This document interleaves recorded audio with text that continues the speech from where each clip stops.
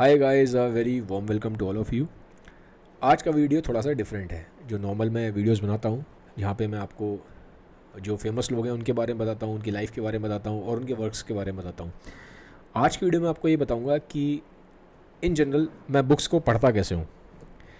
और इसके लिए मैंने जो बुक ली है वो सबसे टफ़ राइटर की बुक है। टफ़ राइटर की इसलिए क्योंकि नीत्शे को समझना आसान नहीं है, नीत्शे को समझना मुश्किल है। जैसे मैं एग्जांपल देता हूँ कॉन्ट्रास्ट के लिए। जैसे मैं डॉस्टोवस्की को पढ़ता हूँ।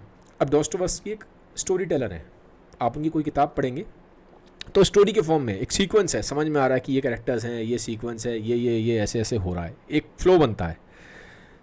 बट नीत्शे का जो वर्क है वो ऐसा नहीं है। नीत्शे 3-4 लाइन लिखेंगे लेकिन इतनी पावरफुल होगी लाइनें और उसके पीछे इतना मीनिंग होगा कि आपको एक चीज़ को कई बार पढ़ना पड़ेगा।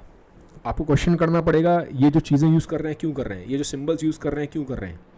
और वो खुद भी बोलते थे, नीत्शे ने खुद बोला है कि जिस चीज़ को कहने के लिए लोगों को पूरी पूरी किताबें लिखनी पड़ती हैं, वो बातें मैं 2 या 3 लाइन में कह देता हूँ, कुछ लाइनों में कह देता हूँ। ठीक है, तो इतना पावरफुल एक थिंकर है और इतना पावरफुल एक राइटर है।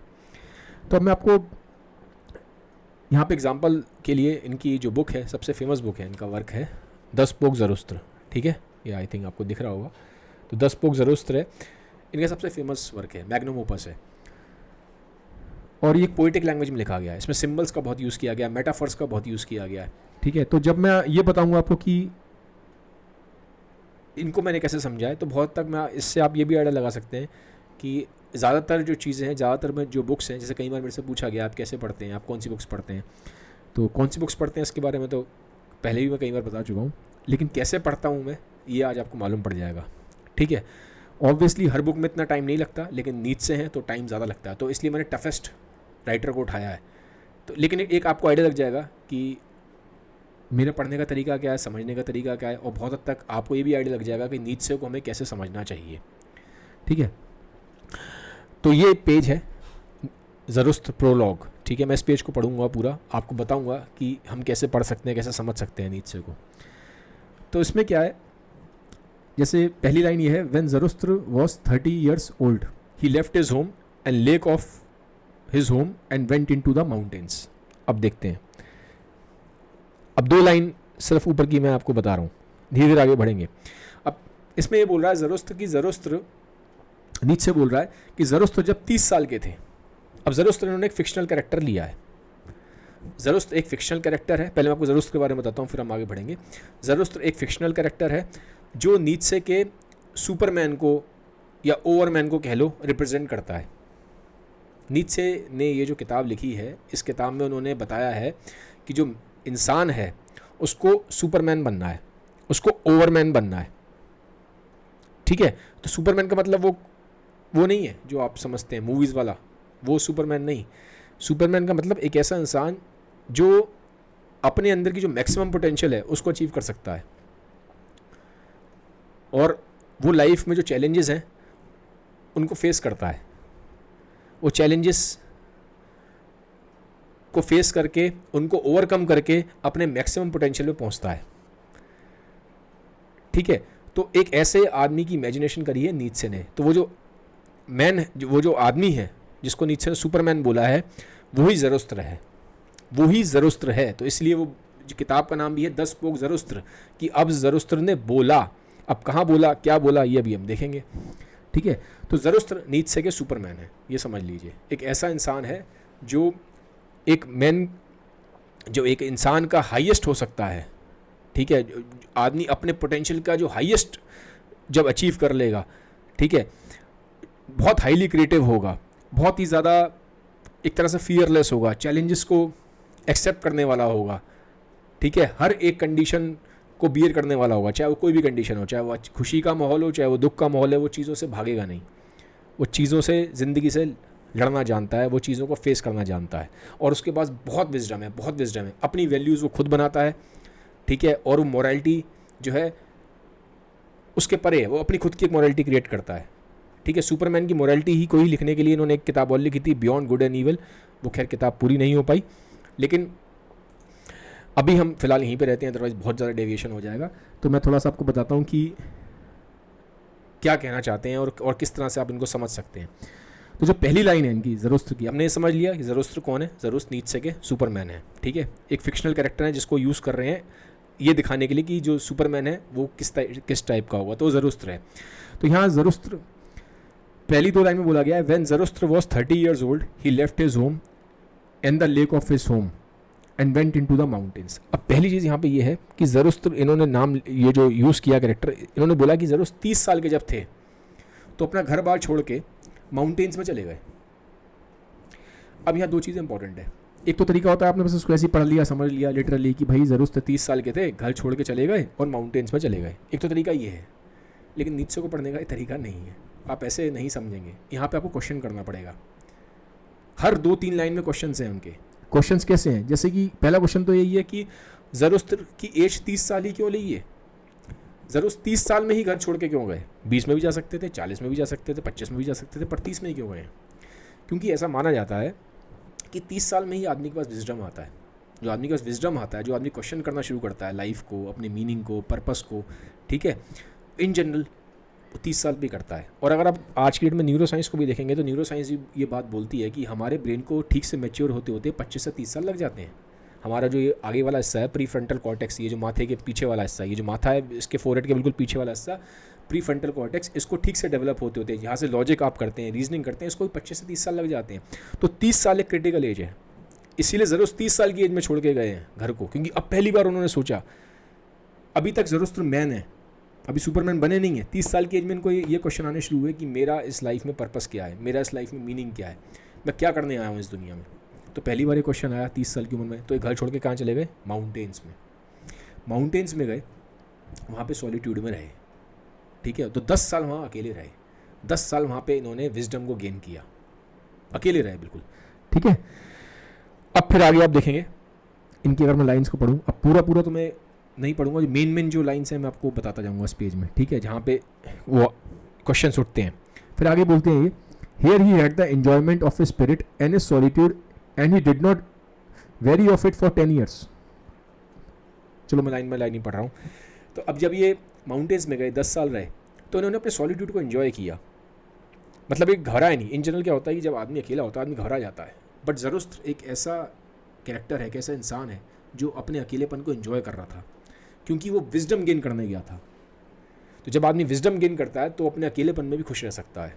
जिस आदमी का विजडम आता है, जिस आदमी के पास एक एनलाइटमेंट होता है, तो वो अपने अंदर ही खुशी से और एनर्जी से भर जाता है।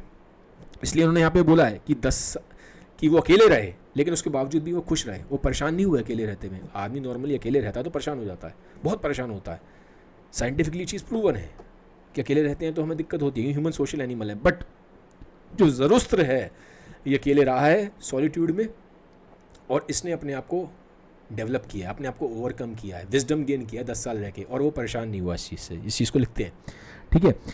और 10 साल के आसपास लगे हैं, मतलब 30 साल की एज में गए थे और 40 के अब ये हो चुके हैं ज़रूस्त्र, ठीक है। अभी कहते हैं, but at last his heart turned and one morning he rose with the dawn, stepped before the sun and spoke to it thus. अब वो कहते हैं कि 10 साल हो गए, विजडम गेन कर लिया, अकेले रह रहे थे, बट एकदम से क्या हुआ, आज सुबह के समय, डॉन के समय। अब डॉन का टाइम इंपॉर्टेंट है, डॉन का टाइम ही क्यों लिया गया है, फिर ये सिंबल्स का यूज़ हो रहा है। नीचे जो भी चीज़ कर रहे हैं वो सिंबल्स का यूज़ कर रहे हैं, क्योंकि डॉन जो होता है ना, सुबह का टाइम, जब सुबह होने वाली है, तो वो सिंबलाइज करता है बिगिनिंग को, एक नई शुरुआत को।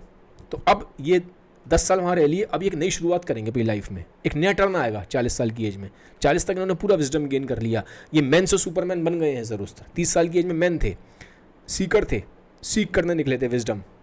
40 तक आते आते पूरा विजडम आ गया, ये अब सुपरमैन बन चुके हैं। लेकिन अब 40 में इनकी लाइफ में चेंज आ रहा है। अब चेंज आ रहा है इसलिए डॉन का टाइम दिखाया गया कि डॉन के टाइम पे अब ये जाते हैं और अब ये सूरज से बात करेंगे, सामने सन निकलेगा, सन से बात करेंगे, ठीक है। अब ये सन को बोल रहे हैं, ज़रूस्त्र सन को बोल रहे हैं, great star what would your happiness be if you had not those for whom you shine. Great star मतलब सन की बात कर रहे हैं। अब ये देखिए, ये इंपॉर्टेंट लाइन है, इन्होंने क्या बोला है, इन्होंने बोला है सन को कि आपकी हैप्पीनेस क्या होगी अगर इस हैप्पीनेस को आप कोई बांटने वाला ना हो, ठीक है। तो ये वर्ड क्यों यूज़ कर रहे हैं, वो ये वर्ड इसलिए यूज़ कर रहे हैं, जैसे कि सन के पास क्या है, सन के पास एनर्जी बहुत है, ठीक है, सन के पास बहुत एनर्जी है, सन के पास बहुत एक तरीके का विजडम है, क्योंकि सन ने पूरी एक तरीके से जब मैनकाइंड की स्टार्टिंग है तब से लेकर एंड तक अभी तक सन है। ठीक है, तो सन के पास बहुत विजडम है, तो वो यही कह रहा है, सन के पास एनर्जी बहुत है, तो वो ये कह रहे हैं कि अगर आपके पास हम नहीं हो, इंसान ना हो, तो आपकी ये जो आपके पास विजडम है, ये जो एनर्जी है, ठीक है, तो आप इसका क्या करेंगे? आपको मीनिंग कहाँ से मिलता है? मीनिंग हमसे ही तो मिलता है, लिविंग स्पीशीज से, इंसानों से, प्लांट्स से, एनिमल्स से, क्योंकि जब सन जब निकलता है तो वो जो एनर्जी हम अपनी हमारे साथ शेयर करता है ना लिविंग स्पीशीज के साथ। तो सन के निकलने का मीनिंग क्या है? मीनिंग ये है कि लिविंग स्पीशीज जो हैं यहाँ पे उनको सनलाइट देना, एनर्जी देना। तो वो ये कह रहा है, ज़रूरत यहाँ पे ये कह रहे हैं कि अगर आपके पास कोई मीनिंग ही ना हो, अगर हम ना हो, तो आपको पर्पस कैसे मिलेगा? यहाँ पे वो ये दिखाने की कोशिश कर रहा है कि हर आदमी की लाइफ में एक मीनिंग और एक पर्पस ज़रूरी है। तो अब ज़रूर ये दिखाने की कोशिश करेंगे यहाँ पे कि अब मुझे भी पर्पस चाहिए, और पर्पस क्या है उनका? अब उन्होंने जो 10 साल जो विजडम गेन कर लिया है, अब इस विजडम को वो मैनकाइंड के साथ बांटेंगे। तो वही कह रहे हैं सन से कि जैसे कि तुम अपनी एनर्जी हमारे साथ बांटने के लिए आते हो, रोज़ सुबह निकलते हो मैनकाइंड से बांटने के लिए, ऐसे ही अब मैं ज़रूर मैंने जो 10 साल विजडम गेन किया है, मैंने जो 10 साल इतनी नॉलेज गेन की है, अब ये मैं मैनकाइंड के साथ बांटूंगा, मुझे मीनिंग इससे मिलेगा। आप ठीक है, तो आपको इस ऐसे पढ़ना पड़ेगा। जब तक आप नीचे से वैसे नहीं पढ़ेंगे आपको समझ में नहीं आएगा। ठीक है, वो आपको क्वेश्चन करना पड़ेगा कंटिन्यूसली कि हर लाइन में जहाँ जहाँ आपको दिख रहा है मुश्किल है तो क्यों है, क्योंकि वो पीछे उसके लॉजिक है, वैसे ही नहीं यूज़ किया गया। अभी धीरे धीरे आपको और समझ में आएगा। जैसे यहाँ बोलते हैं, you have come up here to my cave for 10 years, you would have grown weary of your light and of this journey without me my eagle and my serpent. अभी कहते हैं कि आप 10 साल आए, अब ये वही बात कर रहे हैं कि भाई 10 साल आप रोज़ यहाँ पे निकलते हो, रोज़ आता है सूरज, तो अगर हम नहीं होते तो फिर आप टायर्ड हो गए होते, आप परेशान हो गए होते, मीनिंगलेसनेस से परेशान होते। तो हमने आपको, क्योंकि आपको मीनिंग कैसे मिला है? इंसानों से, कि आप आते हो, एक मीनिंग मिलता है कि भाई यहाँ पे लिविंग स्पीशीज़ है, उनको लाइट देनी है। ठीक है, तो अब ऐसे ही वो अभी अपनी ज़रूरत अपनी बात करेंगे कि भाई मैंने भी इतना विजडम ले लिया है, अब मुझे भी इस विजडम को लोगों से शेयर करना है। अब एक चीज़ इंपॉर्टेंट है, यहाँ पर उन्होंने 2 चीज़ें यूज़ करी हैं। इन्होंने बोला है, ज़रूरत ने, इनके साथ ईगल है और एक सरपेंट है। सरपेंट मतलब सांप, तो एक तो ईगल है और एक सांप है। अब ये 2 सिंबल्स हैं, ईगल और स्नेक। अभी सिंबल्स किसको सिंबलाइज कर रहे हैं? इनके साथ 2 एनिमल्स हैं, ईगल और स्नेक, यही 2 क्यों लिए हैं? क्वेश्चन ये उठता है। ज़रूरत ने नीत्शे ने ज़रूरत के साथ ईगल और स्नेक को ही क्यों रखा? अब यहाँ इंपॉर्टेंट मीनिंग है, मीनिंग समझिए। ईगल का मतलब क्या होता है? ईगल वो होता है जो हाइट पे रहता है, हवा में उड़ता है। ठीक है, तो वो चैलेंजेस को ओवरकम करता है। तो जो ईगल है वो सिंबलाइज कर रहा है किस चीज़ को? चैलेंजेस को ओवरकम करने को, क्योंकि हाइट पे है ना, ओवरकम किया है। ठीक है, और स्ट्रेंथ का भी सिंबल है, जो ईगल है वो स्ट्रेंथ को सिग्निफाई करता है, सिंबलाइज करता है। तो इसीलिए, और क्योंकि ज़रूरत क्या है? ज़रूरत ओवरमैन है, सुपरमैन है। तो ज़रूरत के अंदर वो क्वालिटीज़ हैं चैलेंजेस को ओवरकम करने की, चैलेंजेस से भिड़ जाने की, तो इसीलिए साथ में ईगल है। ठीक है, तो नीचे ने ऐसे ही सिंबल्स यूज़ नहीं करे, वहाँ मीनिंग है, हर एक जो साथ में है वो सबका मीनिंग है वहाँ पे। स्नेक क्यों लिया है?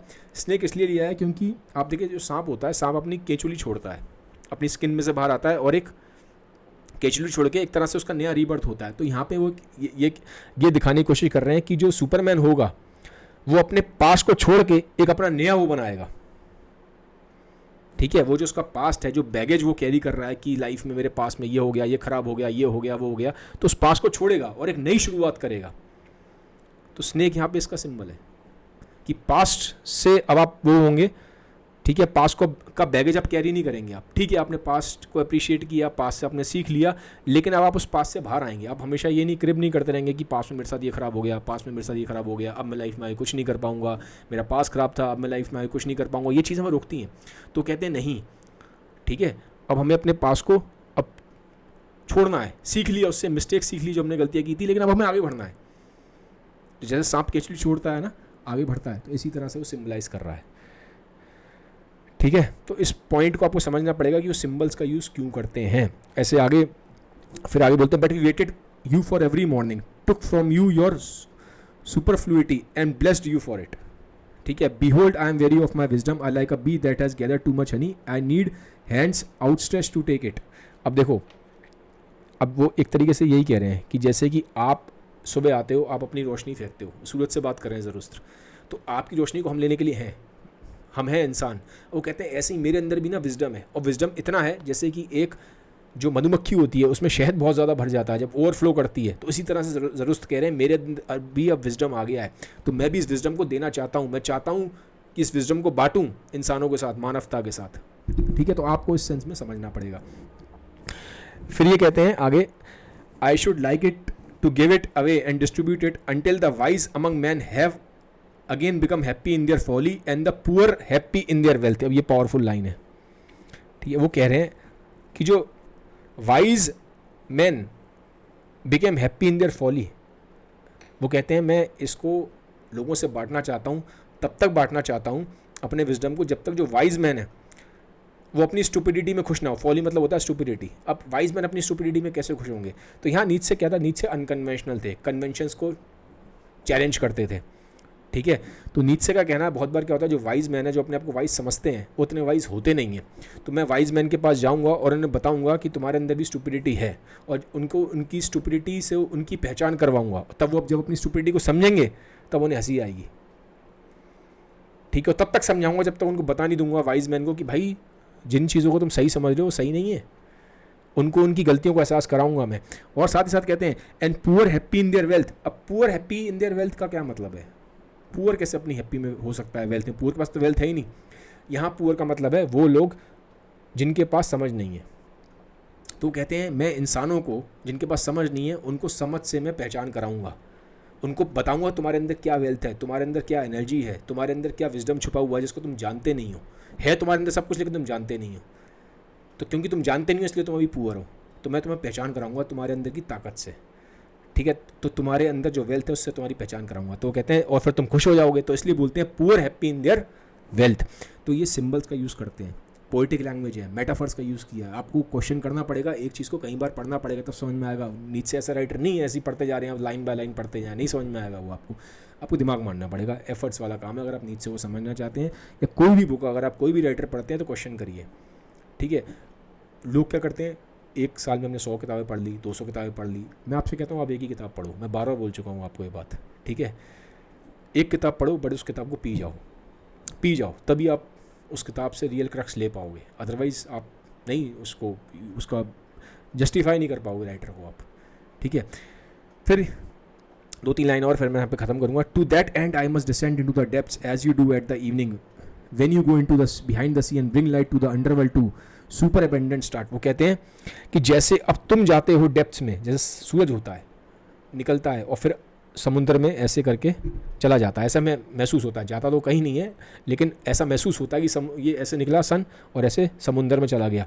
ठीक है, तो नीचे कहते हैं कि जब तुम समुद्र में चले जाते हो, अब नीचे कहते हैं नीचे ग्रीक आइडियोलॉजी से बहुत ज़्यादा इंस्पायर्ड थे, ग्रीक कल्चर से बहुत इंस्पायर्ड थे। तो किताब भी उन्होंने लिखी थी बर्थ ऑफ ट्रेजिडी, उसमें ग्रीक कल्चर का ही पूरा वो है, उस पर कभी अलग बात करेंगे। पहली किताब थी इनकी बर्थ ऑफ ट्रेजिडी। तो नीचे कहते हैं क्योंकि ग्रीक वर्ल्ड में क्या था, ग्रीक टाइम में ग्रीस कल्चर में ये माना जाता था कि जो सन है डूबने के बाद अंडरवर्ल्ड में चला जाता है। अंडरवर्ल्ड वो होता है जो डेड का वर्ल्ड माना जाता है। ठीक है, डेड वंस का डार्क वर्ल्ड माना जाता है। ठीक है, तो वो यहाँ पे ये सन को कह रहे हैं कि जैसे तुम चले जाते हो अंडरवर्ल्ड में, ठीक है, अब मैं भी जाऊँगा। मैं कहाँ जाऊँगा? ठीक है, वो कहाँ जाऊँगा, तो ये वो बताएंगे कहाँ जाऊँगा। अभी वो सन को बता रहे हैं कि भाई जैसे तुम जाते हो, रोज़ सुबह निकलते हो, जाते हो, ठीक है, तो तुम्हारा एक तरीके से तुम नीचे जाते हो वहाँ पे डार्क वर्ल्ड में, ठीक है, अंडरवर्ल्ड में, ऐसे ही अब मैं भी जाऊँगा नीचे। नीचे कहाँ जाएंगे? अब ये माउंटेन से नीचे जाएंगे। माउंटेन से नीचे कहाँ जाएंगे? मैनकाइंड के बीच में, मैनकाइंड के पास जाएंगे। ठीक है, तो अब ये इसीलिए बोल रहे हैं like you I must go down as man to whom I want to descend call it. Go down का मतलब क्या है? जैसे मैंने आपको बताया ना, ये खाली गो डाउन का मतलब ये नहीं कि पहाड़ से नीचे उतर गए, ये वाला गो डाउन नहीं है। गो डाउन का मतलब ये है कि जो ज़रूरत रहे तो सुपरमैन है, और जाएंगे किसके बीच में? ऑर्डिनरी मैन के पास। तो इनको नीचे आना पड़ेगा। आप पॉइंट समझ रहे हो? एक आदमी जो बहुत एनलाइटेंड है, बहुत हाई स्टेज पे बैठा है विजडम की, तो जब वो ऑर्डिनरी लोगों के बीच में आएगा तो ऑर्डिनरी उसी सेंस में बात करनी पड़ेगी, उसी लेवल पे उसको नीचे आना पड़ेगा, अपने मेंटल लेवल को नीचे लाना पड़ेगा। जैसे आप जैसे हैं, आप मान लीजिए 12th क्लास में, अब आप किसी 4th क्लास के बच्चे से बात करेंगे तो आपको उसके लेवल पे आगे बात करना पड़ेगा। तो वो गो डाउन हो गया ना। तो ऐसे ही ज़रूरत के लिए ज़रूरत सुपरमैन है, ओवरमैन है। जब वो ऑर्डिनरी मैन के बीच में जाएगा तो उसके लिए वो गो डाउन है। तो इसीलिए वो इस सिंबल टर्म्स में यूज़ कर रहे हैं। Go down normal go down नहीं है कि पहाड़ से नीचे उतर रहे हैं, फिजिकल वाला गो डाउन नहीं है, वो एक इंटेलेक्चुअल और स्पिरिचुअल लेवल का गो डाउन की बात कर रहे हैं, ठीक है। फिर वो आगे कहते हैं, so bless me then tranquil eye that can behold without envy even an excessive happiness. अब ये बड़ा इंपॉर्टेंट पॉइंट है। आज पसीना इसलिए आ रहा है, मेरा एसी ख़राब है, ठीक करने को दिया है, कल ठीक हो गया आएगा, तो इसलिए थोड़ा सा स्वेट आ रहा है, गर्मी ज़्यादा है, लेकिन ठीक है, वीडियो बनाना था। तो अब ये है, अब वो कह रहे हैं सन से कि सन जो है, सन अब आप मुझे ब्लेस करो, ठीक है, क्योंकि सन को एक बहुत रिस्पेक्ट दी गई है हमेशा। तो कहते हैं सन से कि सन आप मुझे रिस्पेक्ट करो, और सन को बोलते हैं ट्रैंक्विल आई। ट्रैंक्विल आई मतलब कि जो नॉन जजमेंटल होकर देखता है। सन हमेशा रोज़ निकलते हैं, ठीक है, और सन जो है नॉन जजमेंटल होकर दुनिया को देखता है, तो इसलिए बोल रहा है तुम ट्रैंक्विल आई हो, तुम नॉन जजमेंटल होकर कामली देखते हो दुनिया को। कहते हैं मुझे ब्लेस करो, ठीक है, और तुम्हारे अंदर एक्सेसिव हैप्पीनेस है, क्योंकि तुम किसी को जज नहीं करते, तुम्हारे अंदर एनर्जी बहुत है, तुम लाइफ के सोर्स हो, तुम्हारे अंदर हैप्पीनेस बहुत है, और तुम दूसरों की हैप्पीनेस को देख के जेलस फील नहीं करते हो। ये भी यहाँ पे बोलते हैं वो, behold without envy even an excessive happiness, कि अगर तुम्हें लोग दुनिया में बहुत खुश दिख भी रहे हैं, जो दिखते हैं खुश, उनको देख के तुम जेलस फील नहीं करते हो। और ये बहुत मुश्किल बात है। यहाँ पे एक तरीके से वो ह्यूमन बिहेवियर पे पॉइंट आउट कर रहे हैं, क्योंकि ह्यूमंस कैसे होते हैं, ह्यूमंस जब हम किसी को खुश देखते हैं तो हमारे अंदर जेलसी आती है।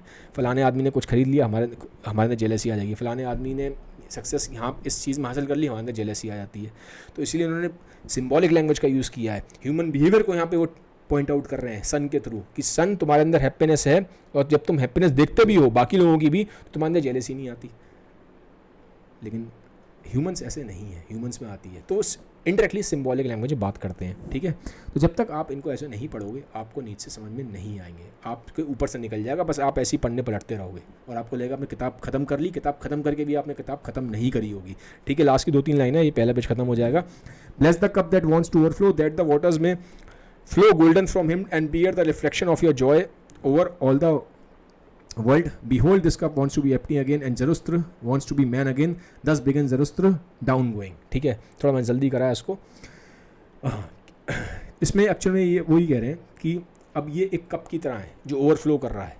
वो अपनी ही बात कर रहे हैं कि एक कप की तरह ज़रूरत, अब एक कप की तरह बन चुके हैं जो ओवरफ्लो कर रहा है, क्योंकि इनके अंदर विजडम आ गया, बहुत विजडम है इनके अंदर। अब उस विजडम को ये शेयर करना है, ठीक है। तो बार बार वही बात बोल रहे हैं, ठीक है। वो कह रहे हैं अब मैं इसको शेयर करने जाऊंगा, जो मेरे अंदर जॉय है, विजडम है, ये सब मैं दुनिया के साथ शेयर करूंगा। अब वापस अब यहाँ पे लाइन यूज करते हैं, this cup wants to be empty again and Zarathustra wants to be man again. क्योंकि जब ये अब विजडम खाली कर देंगे अपना, जब नीचे जाएंगे पहाड़ से उतर के लोगों से मिलेंगे, अपना सारा विजडम जो ज्ञान है वो जब लोगों को बांट देंगे, तो जो उनके अंदर भरा हुआ था ज्ञान, अब वो वहाँ खाली हो जाएगा, कप इनका खाली हो जाएगा। खाली होने का यहाँ पे ये सिंबॉलिक लैंग्वेज है, कब विजडम से भरा हुआ है, ठीक है। ऐसा नहीं कब भरा हुआ है, ये सिंबॉलिक लैंग्वेज का यूज़ कर रहे हैं कि विजडम इनके अंदर बहुत ज़्यादा है, बहुत ज़्यादा भरा हुआ है। अब ये उस विजडम को लोगों से बांटेंगे, ठीक है। तो अंदर से जो विजडम है इसको शेयर करेंगे लोगों से, ये मतलब है यहाँ पे, ठीक है।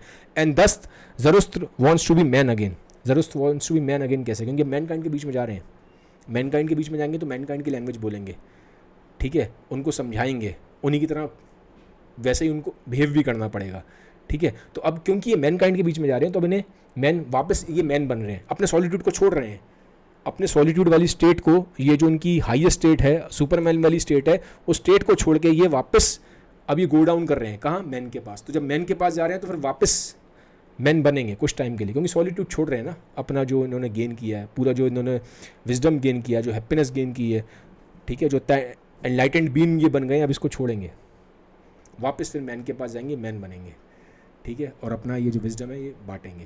तो 10 बिगिन ज़रूरत डाउन गोइंग। अब ज़रूरत नीचे जाएंगे। अब यहाँ से फिर आगे पूरी कहानी चलती है, पूरी किताब है, पावरफुल लाइंस हैं, मतलब ये मैंने आपको बताया, पूरा एक पेज पढ़ दिया है, काफ़ी लाइन्स है इसमें पेज में, ठीक है। तो आपको नीचे को ऐसे ही पढ़ना पड़ेगा। आप इसमें बड़े सारे सिंबल्स यूज़ होते हैं, कुछ लाइन सिंपल हैं जो शायद आप एक बार में पढ़ लोगे, लेकिन कुछ लाइन्स पावरफुल है।